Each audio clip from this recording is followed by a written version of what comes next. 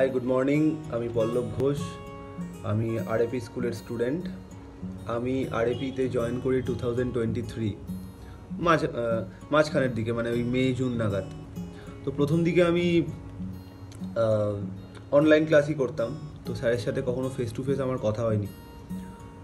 আমি 2-2.5 মাস পরে মানে ওনার সাথে দেখা করতে যাই। মানে মেন উদ্দেশ্যটা ছিল সেটার, আমরা ছবি নিয়ে কিছু কথা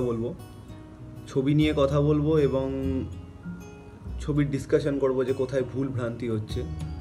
তো এইভাবে আমি বেশ কিছু সংখ্যক ছবি নিয়ে আমি যাই। তো আমরা ছবি নিয়ে কথা শুরু করি। তো মিনিট 15-20 পরে উনি আমাকে একটা প্রশ্ন করেন যে তোর কি অ্যাংজাইটি আছে? তো আমি 2-3 মিনিট তো চুপ করে গিয়েছিলাম। তাই আমি জিজ্ঞেস করলাম যে আপনি এরকম প্রশ্ন করছেন কেন? তো তিনি বললেন যে না, বল না আছে কিনা।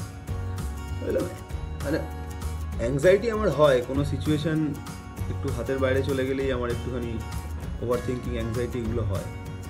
তো তুমি খানিকক্ষণের জন্য না ছবিগুলোকে সব সাইডে রাখলেন, বলে ছবির ডিসকাশন এখন থাক। এই অ্যাংজাইটি নিয়ে বেশ খানিকক্ষণ আমরা কথা বললাম, অন্তত মিনিট 25 তো হবেই, আধ ঘন্টা। তো আধ ঘন্টা উনি আমাকে খুব সহজ কিছু সলিউশন দিলেন, যেগুলো হয়তো আমরা অনেকে জানি বা অনেকে জানি না, বা জেনেও অ্যাপ্লাই করি না। আমি তার পরের দিন থেকে ওগুলো অ্যাপ্লাই করতে শুরু করলাম। সেটা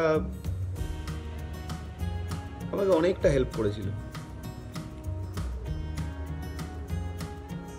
তারপর বেশ কয়েকদিন কেটে গেল, লাইফ নিজের মতো চলছে। 2024 মে মাসে আমি মানে এমন একটা সিচুয়েশান ফেস করি, মানে আমি বুঝতে পারছিলাম না যে আমার কী করা উচিত। I was clueless. আমার কাছে কোনো সলিউশন দূরের কথা, আমার কাছে কোনো মানে হিন্টই ছিল না যে আমি করবোটা কি। আমি সামনে যাব না পেছনে যাব না, যেখানে দাঁড়িয়ে আছি সেখানে চুপ করে দাঁড়িয়ে থাকবো।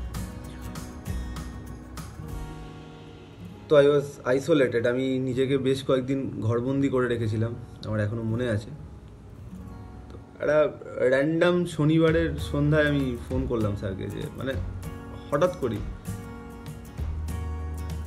তো তিনি তখন ব্যস্ত ছিলেন, কিন্তু অত ব্যস্ততার মধ্যেও তিনি কথাগুলো শুনলেন আমার। বেশ অনেকক্ষণ একটা লম্বা কনভারসেশন হলো আমাদের। মানে অ্যাকিউট ডিপ্রেশন বলবো না আমার সেই টাইমে, but I was about to be depressed.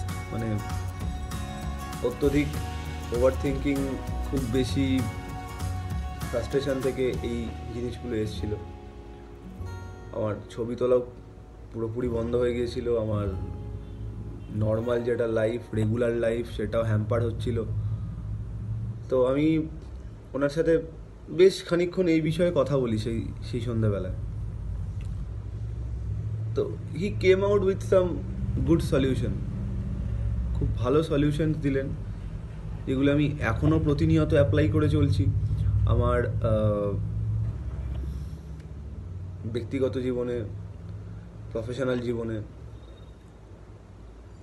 তো মানে একজন সিনিয়র, যিনি আমার থেকে অনেকটা সিনিয়র, তিনি এরকম জেনুইনলি আমাকে রিচ আউট করেছেন, মানে আমার প্রবলেমগুলোকে শুনে সেটাকে বুঝে আমার মতো করে সলিউশন দিয়েছেন। তো that's important for me, that the only thing that matters for me. And এটা আমার কাছে একটা ব্লেসিংসের মতো যে একজন এমন সিনিয়র, তিনি ব্যস্ত, তিনি তার জীবনে, পার্সোনাল লাইফে তিনি একটি স্কুল চালান, তিনি ব্যস্ত। তা সত্ত্বেও তিনি যে জেনুইনলি মানে আমার প্রবলেমটা শুনে আমাকে এতটা হেল্প করেছেন। এবং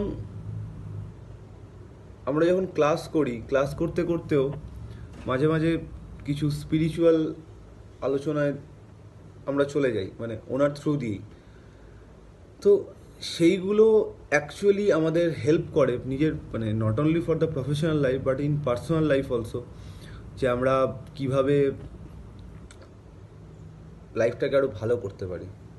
তো এটাই বলার যে আমি ওনার কাছে সর্বদা গ্রেটফুল, এবং 2024-এর ঘটনার পরে মানে এই সময়টা উনি যেভাবে সাপোর্ট করেছেন, গাইড করেছেন আমাকে, তার জন্য আমি ওনার কাছে সর্বদাই কৃতজ্ঞ থাকি।